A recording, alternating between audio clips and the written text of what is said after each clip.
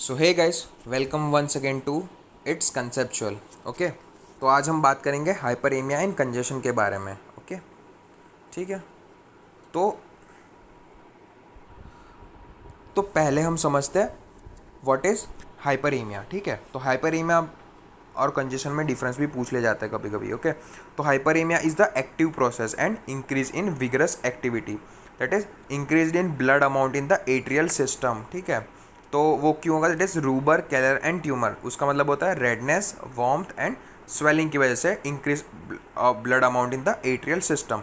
तो arterial dilatation होगा तो that will to meet the O2 demand, oxygen demand of the tissues. Hyperaemia में भी जनरलाइज्ड और लोकल और एक्यूट और क्रोनिक।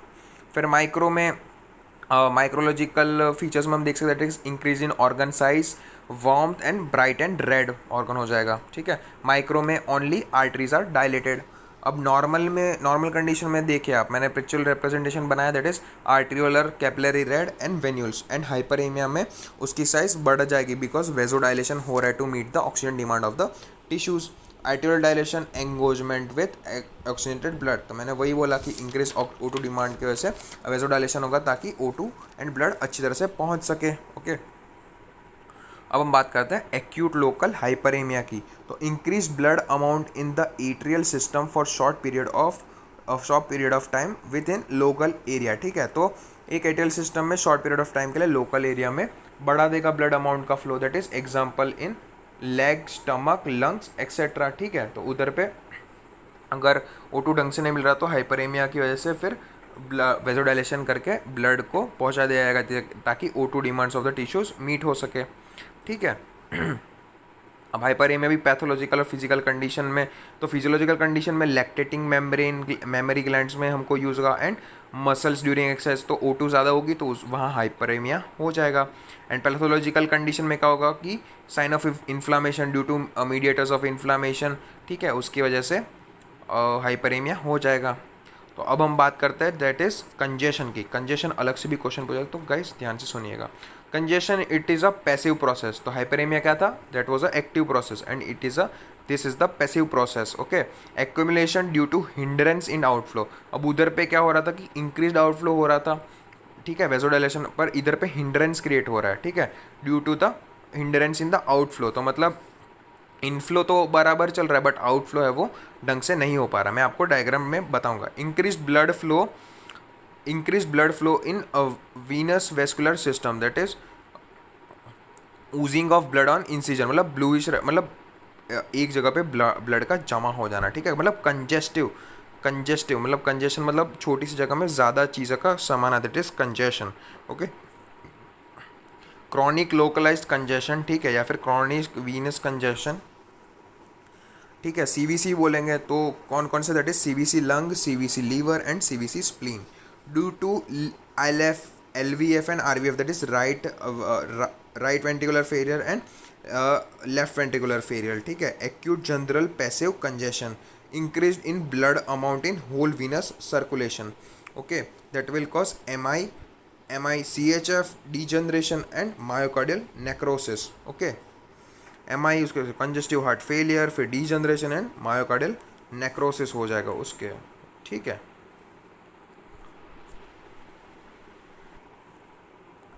अब हम आ जाते हैं एक्टिव हाइपरेमिया कहाँ कहाँ होगा? That is inflammation and physical activity में। हमने इधर पे वो टेबल पढ़ा था, वो हो गया। ठीक है, एंड उसमें क्या हो रहा था? That is increase inflow and increase outflow. Active hyperaemia में ये पिक्टोरल कंडीशन हो रही थी, बट पैसिव कंजेशन में क्या होगा? ठीक है, ये ऊपर वाला जो है hyperaemia, it is a active process. And passive congestion में क्या होगा? Local venous obstruction and congestive heart failure उसके एग्जाम्पल्स है। ठीक है, दैट इज नॉर्मल इनफ्लो तो जा रहा है बट जो आउटफ्लो है वो डिक्रीज हो जा रहा है। ठीक है, अब क्रॉनिक पैसिव कंजेशन, ठीक है, that is the CVC, increase blood amount in venous side of the intravascular space. Okay, LVF lung, RVF liver, RVF spleen, edema, organ enlargement, fibrosis, deprived O2 nutrients, degeneration, coagulative necrosis, wet gangrene, putrefactive bacteria, GIT। तो ये सभी condition है, that is wet gangrene, putrefactive bacteria, that is GIT में है।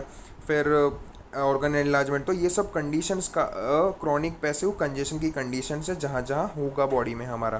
तो left ventricular failure होगा तो lung में होगा, राइट वेंट्रिकुलर फेलियर होगा तो लीवर में होगा, एंड स्प्लीन में भी हो जाएगा। एंड इडीमा में भी ये होगा कि ढंग से ब्लड फ्लो नहीं हो पाएगा, decrease outflow, because due to venous obstruction की वजह से, लोकल वीनस ऑब्स्ट्रक्शन की वजह से बहुत कुछ, तो फाइब्रोसिस भी हो सकता है, डिप्राइड O2 न्यूट्रिएंट्स भी हो सकता है, डीजनरेशन ऑफ द टिश्यूज भी हो सकता है, एंड कोगुलेटिव नेक्रोसिस भी शो कर सकता है। ओके, फिर अब मेन हम 3 की बात करेंगे, that is the CVC lung, CVC spleen and CVC liver. ठीक है, तो CVC लीवर किस कारण हो रहा था? ठीक है, CVC राइट वीनस फेलियर की वजह से 2 हो रहे थे, that is liver and spleen, and LVF की वजह से लंग हो रहा था। ओके, तो हमको वो याद रखना है, तो LVF एंड लंग, LL वो याद रखेंगे, एंड फिर जो बाकी के 2 बचे हैं, ठीक है, that is right ventricular failure. ठीक है, अब chronic hepatic congestion, CVC liver, lesion of the tricuspid valve, that is right side of heart failure. Okay, तो ग्रोस में क्या, दैट इज हम मैक्रो नेकेड ऐसे क्या देख सकते हैं, that is increase liver size and weight. अब नटमैग्स लीवर, ये 1 मार्क्स में ज़्यादातर पूछा जाता है, that is what is nutmegs liver. तो sinusoids and central vein are distended, ठीक है, एंड डार्क रेड कलर की हो जाती है, and area away from the central when, that is hypoxic area, मतलब O2 ढंग से उधर पे नहीं पहुंच पा रहा because of the decrease blood outflow. ठीक है, तो पेरीफेरी पे हाइपोक्सिक एरिया हो जाएगा।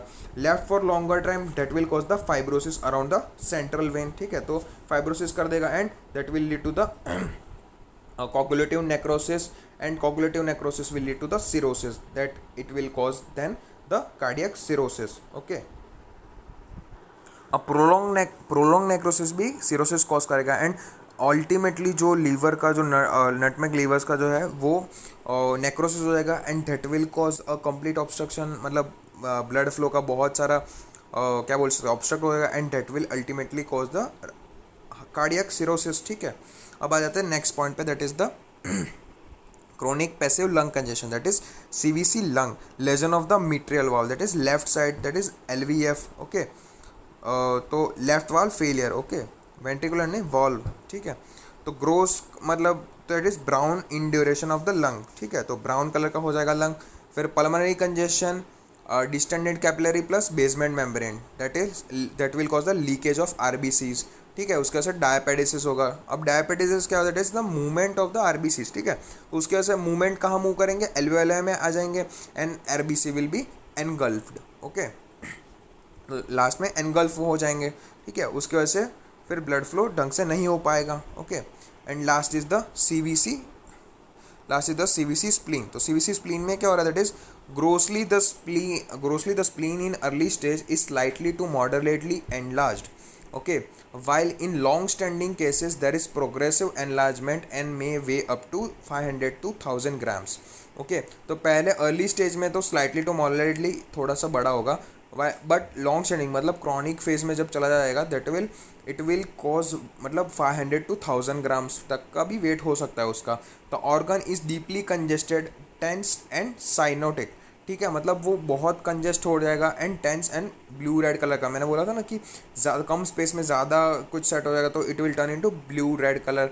Section surface is grey tan, तो मतलब अगर हम सेक्शन लेंगे उसका तो ग्रे टैन स्ट्रक्चर होगा, बिकॉज नेक्रोसिस हो जाएगा, तो ब्लड सप्लाई मिलेगी, इस टाइम ऐसे नेक्रोसिस हो जाएगा, and it will turn into grey colour. ठीक है, तो आई होप आपको ये वीडियो समझ में आएगा। मेनली तो hyperaemia that is active process, congestion is the passive process. ठीक है, एंड 3 याद रखना, that is CVC liver, CVC lung and CVC spleen.